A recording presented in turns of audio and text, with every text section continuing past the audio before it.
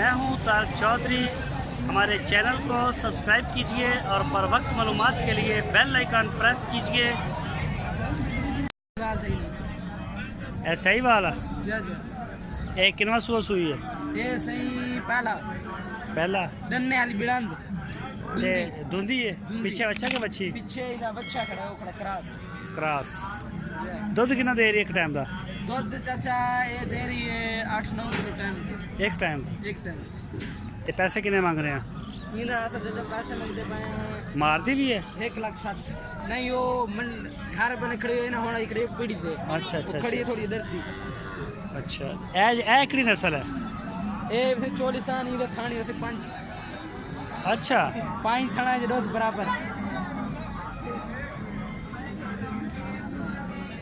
ये 3 थाना ऊपर।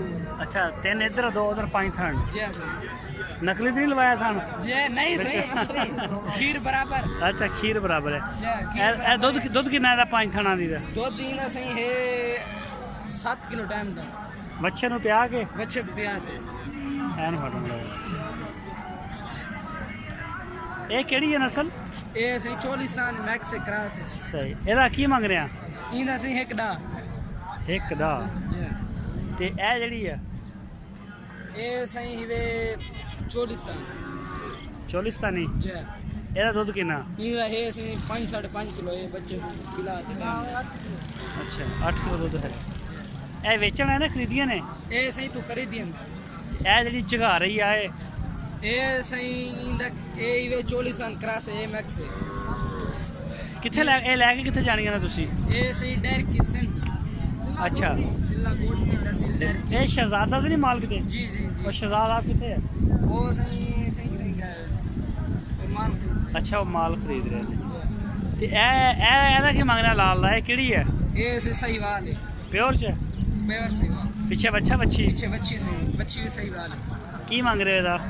इंदा सही मंगदे पाए 1,30,000। 1,30,000 रुपये? बस यही खरीदिया ने अजे? ये खरीदन हर रुपये माल खरीद कर।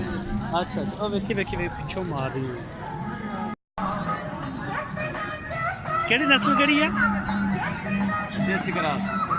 देसी क्रॉस। ये कदों दी सूई हुई है?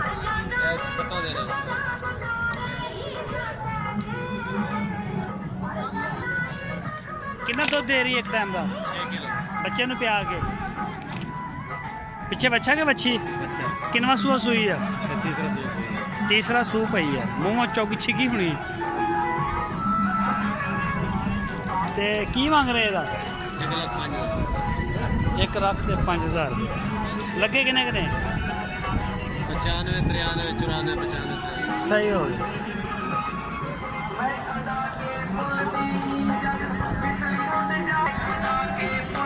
की किन्ने मांग रहे पैसे दे हैं? 75,000। कितना सुबह सुई है?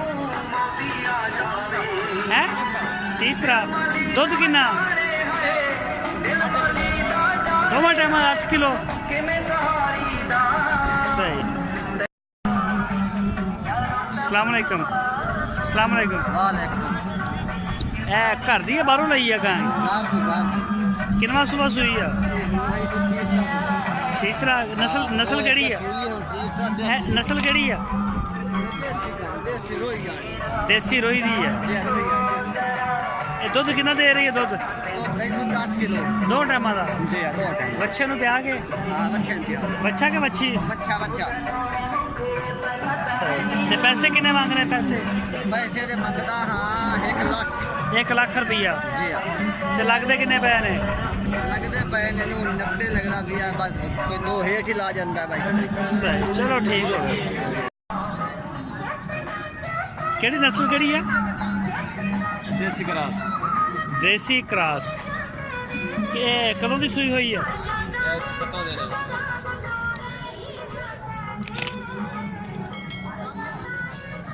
कितना दुध दे रही है एक टाइम का? 6 किलो। बच्चे नु पिया के? पिछे बच्चा के बच्ची? किनवा सूआ सुई है? तीसरा सू पई है। मूँह चौकी छिकी होनी ते की मांग रहे एदा? 1,05,000 रुपये। लगे किने किने? 95, 93, 94, 95। ਸਹੀ ਹੋ ਗਿਆ।